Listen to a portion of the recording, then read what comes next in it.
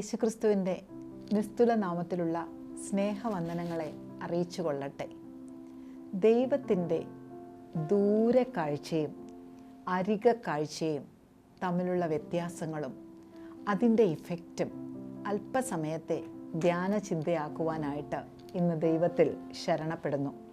ഇതിനാധാരമായി തിരഞ്ഞെടുത്തിരിക്കുന്നത് വിശുദ്ധ മർക്കോസ് എഴുതിയ സുവിശേഷം 11-ാം അധ്യായത്തിൻ്റെ 11 മുതൽ ഉള്ള വാക്യങ്ങളാണ്.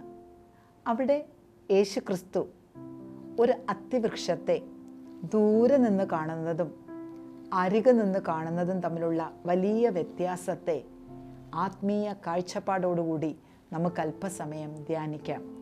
അവൻ യെരുശലേമിൽ നിന്ന് ബെഥാനിയ വിട്ടു വരുമ്പോൾ, അവൻ ബെഥാനിയയിലേക്ക് പോയി അവിടെ നിന്ന് അവൻ വിട്ടു പോരുമ്പോൾ യേശുക്രിസ്തുവിന് വിശന്നതായിട്ട് 11-ന്റെ 12-ാം വാക്യം രേഖപ്പെടുത്തിയിരിക്കുന്നു. പൂർണ്ണ മനുഷ്യനായിരിക്കുന്ന യേശുക്രിസ്തുവിന് നമ്മെപ്പോലെ വിശപ്പും ദാഹവും വേദനയും ക്ഷീണവും ഒക്കെ ഉണ്ടായിരുന്നു. അങ്ങനെ അവൻ ബെഥാന്യ വിട്ടു പോരുമ്പോൾ അവന് വിശപ്പിന് വേണ്ടിയിട്ട് വല്ലതും കിട്ടുമോ എന്ന് നോക്കിയപ്പോൾ അവൻ ദൂരത്ത് നിന്ന് തളിർത്ത് നിന്ന് പച്ചപ്പാൽ നിറഞ്ഞു നിൽക്കുന്ന തളിരിലകളാൽ ഇടതൂർന്ന് നിൽക്കുന്ന ഒരു അത്തിവൃക്ഷത്തെ ദൂരത്ത് നിന്ന് കണ്ടു. 13-ാം വാക്യം, ദൂരെ കാഴ്ച. യേശുക്രിസ്തു അത്തിയെ കണ്ടത് ദൂരത്ത് നിന്നാണ്. ആ നാട്ടിൽ മറ്റനവധി അത്തിവൃക്ഷങ്ങൾ ഉണ്ടായിട്ടും ഈ പ്രത്യേക അത്തിയിലേക്ക് മാത്രം യേശു കർത്താവിൻ്റെ ശ്രദ്ധ പോകാൻ കാരണം എന്താണ്? അതിൻ്റെ പച്ചപ്പാണ്, അതിൻ്റെ തളിരിലകളാണ്. അവിടെ എടുത്തു പറയുന്നുണ്ട്, അത് അത്തിപ്പഴത്തിൻ്റെ കാലമല്ലായിരുന്നു. അത്തിവൃക്ഷം അത്തിപ്പഴത്താൽ നിറയുമ്പോൾ ഇലകൾ തളിരിടും. ഇല തളിരിടുന്നത് ഫലം കാണിക്കുന്നതിൻ്റെ ഒരു അടയാളമാണ്. അപ്പോൾ കാലമല്ലാഞ്ഞിട്ട് പോലും ഈ അത്തിവൃക്ഷം തളിരിട്ട് പച്ചപ്പോടെ ഫലമുണ്ടെന്ന് പുറം ലോകത്തിന് കാണിക്കുന്ന പ്രകടനങ്ങളോടെ നിൽക്കുകയാണ്. ഒരു പക്ഷേ ഈ അത്തിയുടെ പ്രകടനങ്ങളായിരിക്കാം യേശുവിൻ്റെ ശ്രദ്ധയെ ആ അത്തിയിലേക്ക് ആകർഷിച്ചത്. അവിടെ വ്യക്തമായി എഴുതിയിട്ടുണ്ട്, അവൻ ഇലയുള്ളൊരത്തിവൃക്ഷം ദൂരത്ത് നിന്ന് കണ്ടു. ദൂരക്കാഴ്ചയാണത്. മറ്റൊരത്തിയിലും ഇത്രയധികം തളിരിലകൾ ഇല്ലാതിരിക്കുമ്പോൾ ഈ അത്തിയിൽ മാത്രം നല്ല ഇലകളുള്ള പച്ചപ്പുള്ളത് കൊണ്ട് യേശു അതിനെ പ്രത്യേകം ശ്രദ്ധിച്ചു. അതിൽ വല്ലതും കിട്ടുമെന്നവൻ വിശ്വസിച്ചു. നാം മനസ്സിലാക്കേണ്ട ഒരു വേദപുസ്തക സത്യമാണ്, വിശ്വാസ ജീവിതത്തിലെ നമ്മുടെ പ്രകടനങ്ങൾ യേശുവിനെ നമ്മിലെ ഫലം അന്വേഷിക്കുവാനായിട്ട് നമ്മുടെ അരികിലേക്ക് കൊണ്ടുവരും.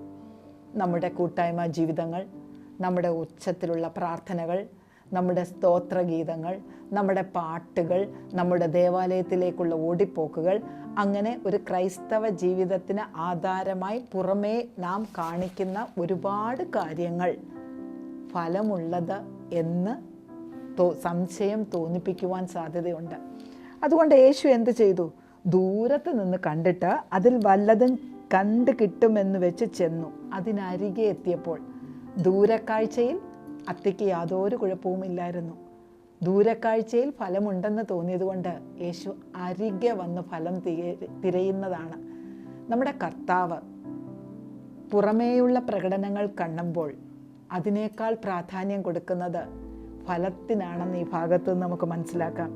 എന്നാൽ അവിടെ അവൻ എത്തിയപ്പോൾ ഇലയല്ലാതെ ഫലമൊന്നും കണ്ടില്ല. കേവലം ബാഹ്യമായ പ്രകടനങ്ങളിൽ മാത്രം ഒതുങ്ങി നിൽക്കുന്ന അത്തിയിൽ നിന്ന് ഒരു ഫലം പോലും ഇല്ലാത്ത അവസ്ഥ യേശുക്രിസ്തുവിനെ വല്ലാതെ വേദനിപ്പിച്ചു.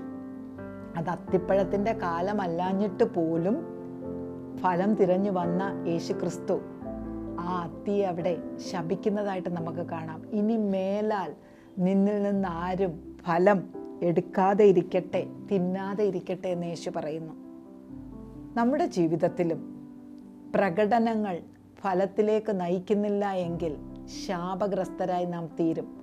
നമുക്ക് മറ്റുള്ളവരെ തെറ്റിദ്ധരിപ്പിക്കുവാനായി സമൃദ്ധമായ ഒരു ക്രൈസ്തവ ജീവിതത്തിൻ്റെ അടയാളങ്ങളായ ഒരുപാട് ബാഹ്യ പ്രകടനങ്ങൾ നമുക്ക് കാണിക്കുവാനായിട്ട് സാധിക്കും.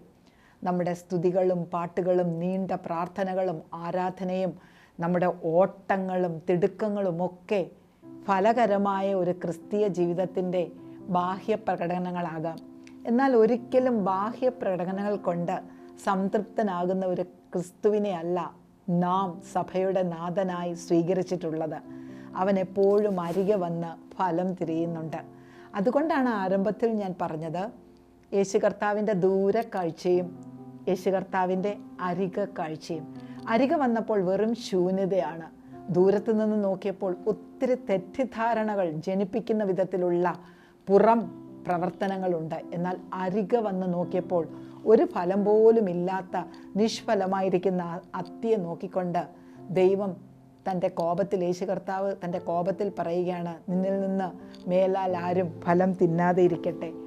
അതേ അധ്യായത്തിൻ്റെ 11-ാം അധ്യായത്തിൻ്റെ 20-ാം വാക്യം, ഒരു രാത്രിയും കൂടെ കഴിഞ്ഞ് പിറ്റേന്നാൾ യേശുവും ശിഷ്യന്മാരും ആ സ്ഥലത്തു കൂടി കടന്നു പോയപ്പോൾ അത്തി വേരോടെ കരഞ്ഞു നിൽക്കുന്ന കാഴ്ചയാണ് അവർ കാണുന്നത്. അത് കണ്ട ശിഷ്യന്മാർ പെട്ടെന്ന് വളരെ എക്സൈറ്റഡ് ആയിട്ട് യേശുവിനോട് വിളിച്ചു പറയാണ്, യേശു കർത്താവേ, നീ ശപിച്ച അത്തി വേരോടെ ഉണങ്ങിപ്പോയല്ലോ.